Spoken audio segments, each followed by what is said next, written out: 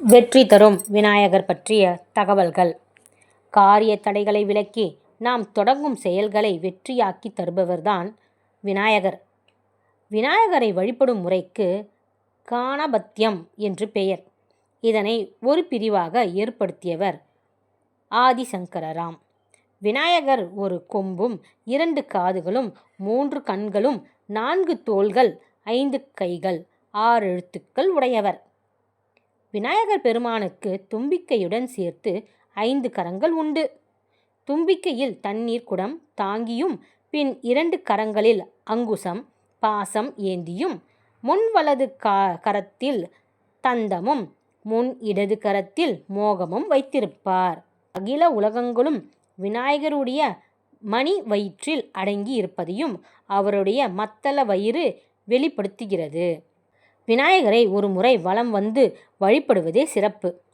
மகாபாரதத்தை வியாசர் சொல்ல விநாயகர் எழுதினாராம். விநாயகருக்கு மூஷகம் எலி வாகனத்தை தவிர மயில் காளை சிங்கம் யானை குதிரை பூசம் ஆகியவை வாகனங்களும் உள்ளன.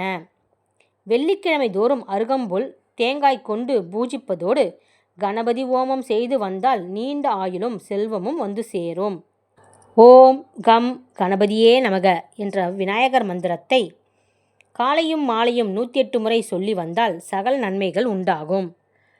பஞ்சபூதங்களோடு தொடர்புடையவராக விநாயகர் இருக்கிறார். இவர் அரச மரத்தடியில் ஆகாய வடிவமாக, வாத நாராயணன் மரத்தடியில் வாயு வடிவமாக, நெல்லி மரத்தடியில் நீர் வடிவமாக, ஆலய மரத்தடியில் மண் வடிவமாக, வன்னி மரத்தடியில் நெருப்பு வடிவமாக விளங்குகிறார். விநாயகப் பெருமான் பிரணவ மந்திரமான ஓம்காரத்தின் உருவமாக திகழ்கிறார். விநாயகரின் உருவத்தில் அனைத்து கடவுளும் வாசம் செய்கின்றனர். நாபி தொப்புள், பிரம்மதேவர் முகம், விஷ்ணு கண், சிவன் இடபாகம் சக்தி, வலபாகம் சூரியன். விநாயகப் பெருமான் இச்சாசக்தி, கிரியாசக்தி, ஞானசக்தி என்ற 3 சக்திகளையும் அருள்கிறார். இச்சாசக்தி என்பது ஆசையும், கிரியாசக்தி என்பது செயலையும், ஞானசக்தி என்பது அறிவையும் குறிக்கிறது.